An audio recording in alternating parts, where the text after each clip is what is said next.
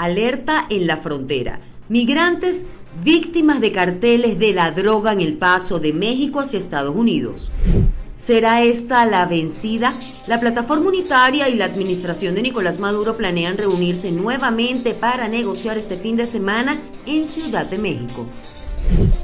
A nombre del chavismo, más de 1.500 millones de dólares fueron enviados presuntamente desde Venezuela a 720 empresas en Florida. Hola, ¿cómo están? Bienvenidos a la emisión de Noticias en Vivo por Impacto Venezuela de este miércoles 2 de noviembre del año 2022. Soy Mildred Manrique y los estaré acompañando durante el recorrido informativo. Comenzamos. Alerta. Autoridades mexicanas comprueban que carteles y grupos armados en la frontera están reclutando cada vez a más y más migrantes para pasar drogas desde México hacia Estados Unidos. Estos actos presuntamente estarían a cargo de miembros del cartel de Sinaloa, quienes a través de la violencia someten a los migrantes y los mantienen en casas mientras los extorsionan. Génesis Pérez nos amplía esta información.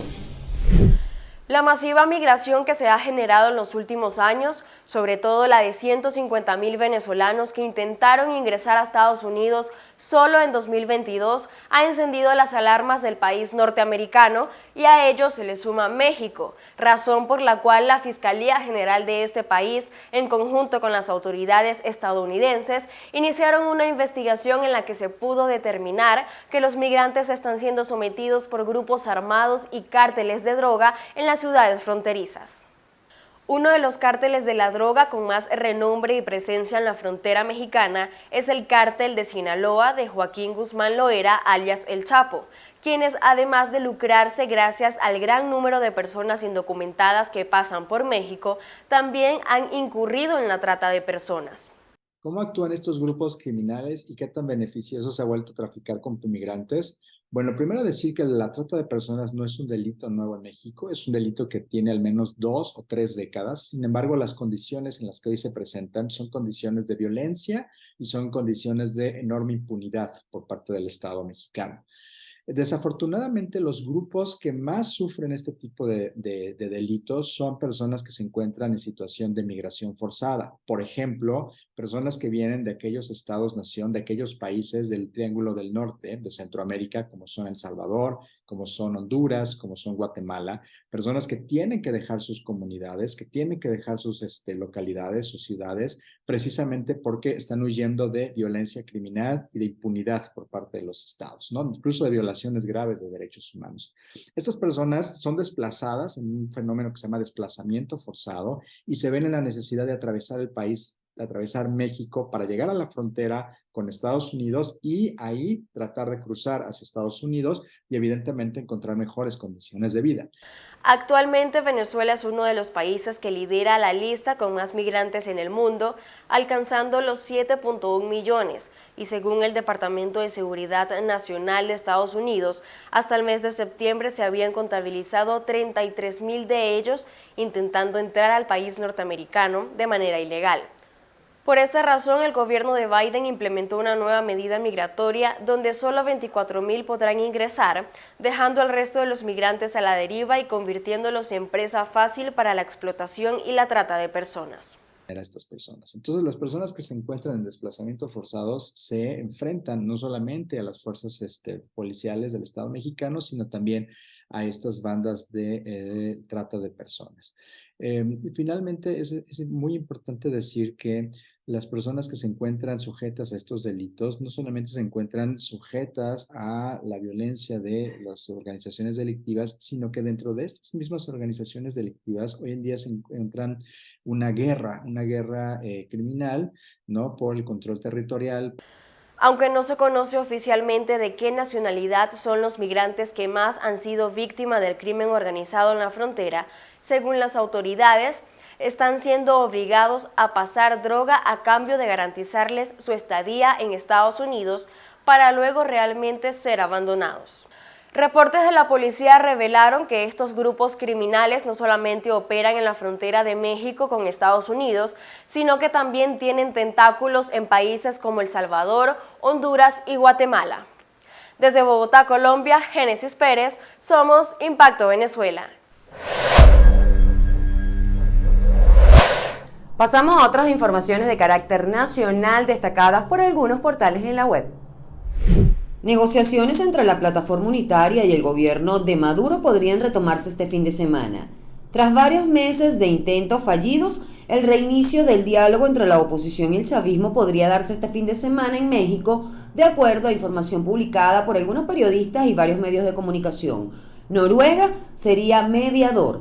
Recordemos que estas negociaciones habían sido suspendidas por Nicolás Maduro luego que extraditaran al empresario colombo-venezolano Alex Saab a Estados Unidos. Espacio Público denuncia impunidad en casos de agresión a periodistas. La ONG denunció este miércoles, en el marco del Día Internacional para poner fin a la impunidad de los crímenes contra los periodistas, que el Estado venezolano sigue sin garantizar justicia a los trabajadores de la prensa. Entre enero y septiembre de este año han registrado 134 violaciones del derecho a la libertad de expresión que implican intimidación, hostigamiento verbal y judicial, amenazas, agresiones y ataques. Advertencia. Mariano de Alba dice que es muy poco probable que la CPI emita orden de captura contra Nicolás Maduro. El consultor legal independiente de Derecho y Relaciones Internacionales, Mariano de Alba, enfatizó que la capacidad de las autoridades venezolanas para adelantar investigaciones y juicios genuinos es poco segura, y por ello el fiscal de la CPI, Karim Khan, solicitó autorización para retomar las investigaciones contra la administración chavista por presuntos crímenes de lesa humanidad.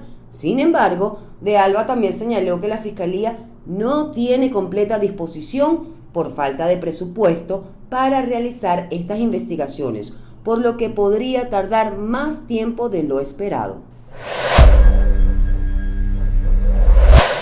Y por supuesto, nuestro equipo de corresponsales, como todos los días, ya está listo para llevarles la mejor información de lo que ocurre en el país. Amigos de Impacto Venezuela, buenas tardes. Diferentes enfrentamientos armados se han registrado entre organismos de seguridad y la banda delictiva El Tren de Aragua en diferentes zonas de la entidad aragüeña. El primero de ellos se registró en el sector Guayabal 95, donde funcionarios de la Guardia Nacional Bolivariana adscritos al destacamento de comandos rurales dieron de baja a un presunto delincuente de esta megabanda.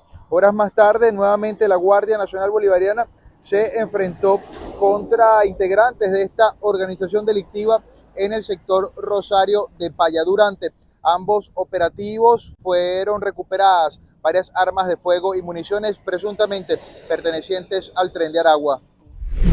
Sí, en el estado Táchira continúa la alerta máxima por las precipitaciones. Protección Civil estableció protocolos de atención en 2.300 zonas de alto riesgo que se encuentran en las laderas de los ríos, sobre todo en riberas del río Torbes, donde unas 8.000 familias están en situación vulnerable. Estos protocolos consisten en simulacros de desalojo preventivo o evacuación de zonas en altísimo riesgo. Hasta el momento en la entidad andina van 15 personas fallecidas por incidencia de lluvias. Esto tomando en cuenta la tragedia que se suscitó en Lobatera por el aumento de caudal de la quebrada La Molina. Asimismo, en la zona de frontera, 2 personas han fallecido por crecida del río Táchira y debido a esto, Protección Civil mantiene el monitoreo de los principales afluentes. El niño Santiago Alejandro Guerrero tenía solo 5 años de edad y era estudiante del kinder en este colegio binacional, donde se imparten clases en alemán y en español. Sus familiares aseguran que su muerte ocurrió mientras se desarrollaba una actividad escolar al aire libre. Extraoficialmente se sabe que el niño estaba en una caja de arena, la cual está ubicada en un tercer piso, cuarto piso del preescolar del colegio Humboldt, y ellos cayeron por una claraboya. Entonces, los errores que fueron desastrosos: el primero, descuido de los maestros de la institución. Segundo, no haber llamado a los padres inmediatamente. Tercero, no haberlo llevado a un centro con especialidad para el caso que fue. El niño lo lleva la enfermera en una tabla, en manera particular, al pediátrico La Florida. Llega ahí, Instituto Médico La Florida. Llega ahí sin actividad cerebral. el mismo Instituto de la Florida se comunica con la Clínica Ávila para esperar al niño. Mientras todo esto está sucediendo, la mamá desde las 11:30 de la mañana estaba haciendo cola para retirar a su hijo que salía a las 12. Los familiares aseguran que en este caso hay negligencia no solo del colegio, sino también de quienes estaban al cuidado de los niños. Los padres han tratado de comunicarse con la maestra pidiendo explicación y no atiende la maestra. El colegio mandó un comunicado que siempre han estado al tanto y el colegio se apersonó ya cuando el niño murió. El niño murió a las 2:30, 2:20 y pico de la tarde y el personal del colegio va porque la administración de la clínica solicita los gastos. Impacto Venezuela contactó a un ingeniero quien hizo algunos trabajos de una caseta de telecomunicaciones en una casa lateral al colegio y advirtió del peligro que representaba la cúpula de acrílico, pero el colegio no tomó en cuenta la advertencia. Se estima que el niño se precipitó desde una altura de por lo menos 6 metros. Hasta ahora ninguna autoridad del colegio Humboldt ha ofrecido información acerca de este lamentable suceso. A última hora conocimos que el niño resultó herido. Fue trasladado inicialmente a este Instituto Médico La Floresta, pero aquí no había terapia intensiva pediátrica y en consecuencia fue trasladado a otro hospital o a otra clínica de la ciudad capital. En Caracas, Santiago Gutiérrez, somos Impacto Venezuela. Amigos de Impacto Venezuela, el contacto lo establecemos desde el litoral central venezolano y es que sectores agrícolas pertenecientes al eje costero oeste, específicamente del sector La Peñita en la parroquia Carayaca, han hecho una alerta a las autoridades regionales y municipales debido a que, producto de las recientes lluvias, el paso vehicular se ha visto seriamente afectado, situación que les impide sacar la cosecha. Ante esto, algunos que han tenido la posibilidad de trasladar estos productos en moto, sin embargo, aquellos que solamente poseen camiones no han podido movilizar su producción. Por eso hacen un llamado a fin de que se puedan tomar algunas medidas antes de que la vía termine de ceder. Este es el reporte que podemos ofrecer desde Vargas a Mi Torres. Somos Impacto Venezuela. Así es, al menos 4 viviendas están a punto de colapsar en el sector Vallefrío de la ciudad de Maracaibo. Una de ellas es una vivienda de 2 pisos. Esto como consecuencia de las fuertes precipitaciones que se han registrado en todo el estado Zulia, pero específicamente en la capital del estado, que ha socavado el terreno generando esta situación delicada y de alerta en esta zona de la ciudad de Maracaibo y también en otras de la capital del estado Zulia. De acuerdo a las informaciones que ha emitido el Cuerpo de Bomberos de Maracaibo, están trabajando en una lista de manera progresiva para así atender a las personas que han sido afectadas con las fuertes precipitaciones registradas en las últimas semanas y en las últimas horas en todo el estado Zulia, pero sobre todo en la capital del estado. Y es que esto se sumaría a las otras viviendas que han sido afectadas en la zona norte de la ciudad y así como también en la zona sur del lago de Maracaibo, donde varios palafitos colapsaron por el fuerte oleaje y también los fuertes vientos que se han registrado durante las últimas semanas y que han acompañado estas precipitaciones. Esta es la información que podemos llevar desde el estado Zulia. Edwin Prieto, somos Impacto Venezuela.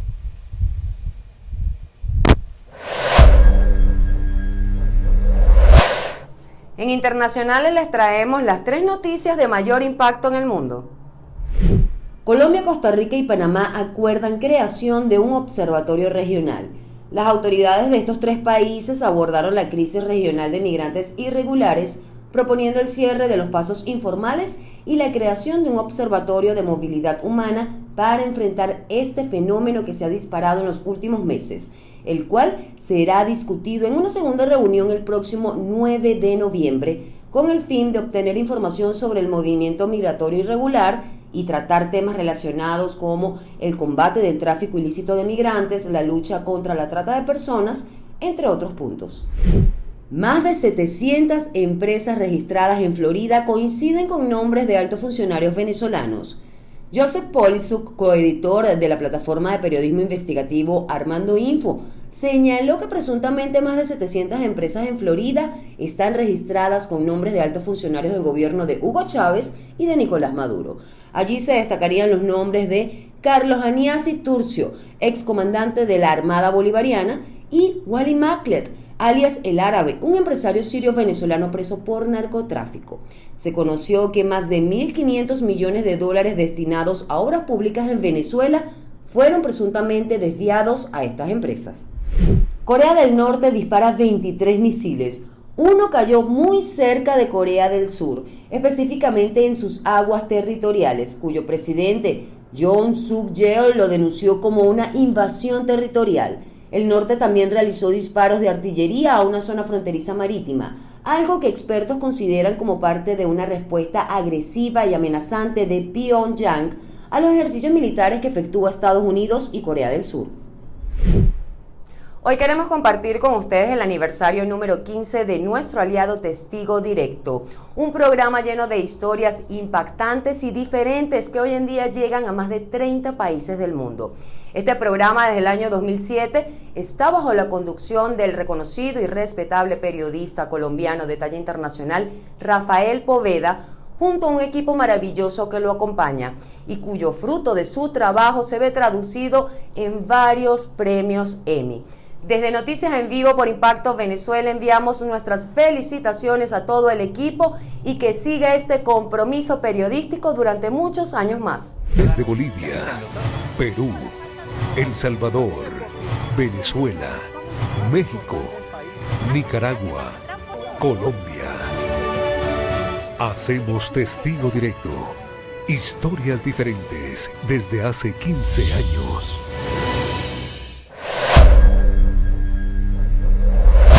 La frontera colombo-venezolana ha sido escenario para innumerables delitos perpetrados por organizaciones criminales transfronterizas, siendo los migrantes las principales víctimas.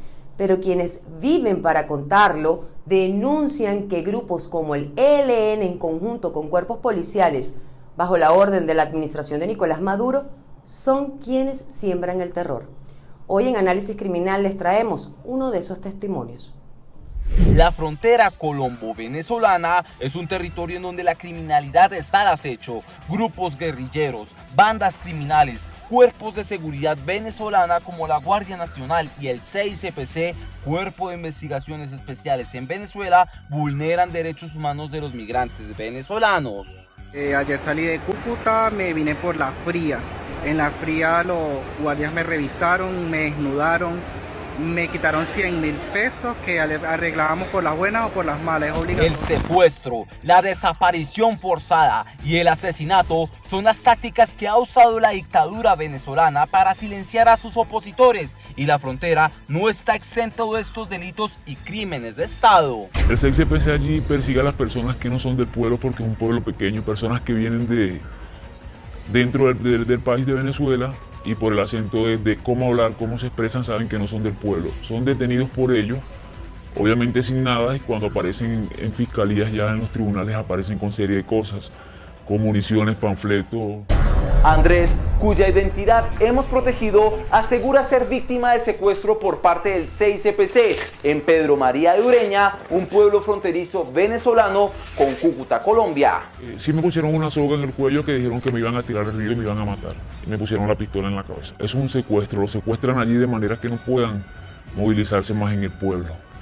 Me imputaron municiones y panfletos, me hicieron un expediente a base que era un grupo paramilitar donde nunca había conocido, tenía 3 días de haber llegado al pueblo, no conocía. En abril de 2022 se dio a conocer por el medio El Pitazo cómo un funcionario activo del CICPC lideraba una banda de secuestradores en Caracas que había retenido a un comerciante español y cobraron una suma de $66.000 por su liberación. Asimismo, se han hallado cadáveres en la frontera desde el 2018 a la fecha. El último reporte es del 11 de agosto de 2022, que señalan a los grupos criminales como el ELN y Tren de Aragua como los responsables. Ellos le llaman positivo, pues la fiscalía le pide un positivo y el primero que ellos agarraban eran eso. Por eso el pueblo, la mayoría de los detenidos son así por falsos positivos del CICPC. y pues nadie altera la voz ni alza porque son eliminados obviamente a los grupos irregulares lo detienen. El miedo de las personas que teníamos que atravesar la trocha, pasar todos esos grupos y aparte cancelarle el pago de lo que fueras a pasar, se elimina un poco el acto de, o sea, la cuestión monetaria, porque obviamente en el puente tú no vas a pagar nada, vas a pasar gratis y a ellos se les quita eso. Pero igualmente sigue el tráfico de la gasolina, de otras cosas que pasan, ya eso es por la vía de las trochas. Igualmente la guerrilla sigue estando allí, cuidando ese paso. Bienvenidos a Colombia en Vivo. Aquí les presentamos los hechos más relevantes que sacuden al país cafetero de la mano de nuestro equipo aliado en Bogotá. ¿Qué tal? ¿Cómo están? Los saluda Yair Díaz. Bienvenidos a Colombia en Vivo. Es un placer estar con ustedes. La selección Colombia femenina sub-17 llegó a Colombia y fue recibida con beneplácito por todos los colombianos. El presidente Gustavo Petro les entregó un cheque por 25 millones de pesos para cada una y 12 millones para su director técnico Carlos Paniagua. La Superintendencia de Salud multó a la EPS indígena A y C por más de 20 millones de pesos por, al parecer, presuntamente no prestar la atención debida a menores de 5 años con problemas de desnutrición aguda en La Guajira para los años 2018 y 2019. Y el sistema de transporte masivo Transmilenio en Bogotá tendría nuevo gerente. Su principal candidato se trata de Orlando Santiago Celi, quien reemplazaría en el cargo a Álvaro Renfifo. El nombramiento sería en un par de días. Esto era Colombia en Vivo. Los saludo Yair Díaz. Que tengan un feliz día. Hasta pronto. Hoy en Video Viral, esto se cuenta y no se cree. Después de haber participado en la Copa Mundial de Fútbol en Colombia y haber quedado de tercer lugar, la selección Vinotinto femenina alerta que están varadas en Cúcuta, sin alimento y sin dinero para poder regresar a Venezuela, por lo que el equipo hace un llamado al ministro de Deporte para que las ayude. Primer módulo hasta la última y hasta este regreso de Colombia estamos pasando, creo que por la debacle de lo que se anunciaba desde que llegamos acá. Estamos aquí varados en Cúcuta, un medio partido por la mitad, esperando por una respuesta del Ministerio del Deporte, que no nos las dio ni viniendo ni ahorita de regreso, y así como el Ministerio del Deporte, porque estamos hablando y no nos interesa ningún cargo político, porque esta es la realidad del país a nivel deportivo, cuando esperan resultados y las atletas dan resultados sin medio partido por la mitad, hablando a nivel del léxico venezolano. Es momento de leer los comentarios que nos deja nuestra audiencia relacionados a la pregunta del día del noticiero matutino de Impacto Venezuela, que dice: ¿crees que con la visita de Gustavo Petro haya cambios positivos en la economía de Venezuela? Desde nuestra cuenta de Instagram, @ImpactoVE, AJKR90 nos dice: no creo, pero en todo caso que sea en beneficio de los miles de venezolanos refugiados en Colombia. Otro comentario, Luis Bles: para la economía de Venezuela nada que ver, para la economía de Maduro y los suyos eso sí está más que claro. Ahora nos vamos a nuestro canal de YouTube Impacto Venezuela. Rafael Contreras responde: el problema no es de Petro, sino del gobierno venezolano que nunca cumple nada, porque el gobierno venezolano no cumple. Ismael Sánchez: Maduro y Petro, caimanes del mismo caño. Ninguno de los dos tienen ni siquiera la noción de lo que es una democracia. Por último, Nerio Maldonado nos dice: sí creo que con la visita del presidente Petro la economía venezolana va a avanzar. Muchísimas gracias a todos. Seguimos. La prensa venezolana está en terapia intensiva. Así lo refleja el ilustrador Fernando Pinilla en la caricatura del día. Y esto se debe a la censura que ha implementado el chavismo en más de 23 años. En lo que va de 2022, por lo menos 40 portales web de noticias han sido bloqueados y 85 emisoras de radio quedaron fuera del aire en 16 estados del país. Muy lamentable todo esto, la verdad. Miren esto.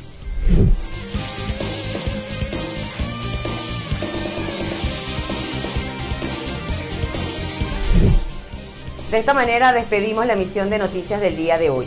Recuerden que tenemos disponible para ustedes una plataforma en la web www.impactovenezuela.com, nuestras redes sociales @ImpactoVE, y antes de irme los invito a suscribirse a nuestro canal, activar las notificaciones, compartir y por supuesto comentar. Hasta una próxima entrega.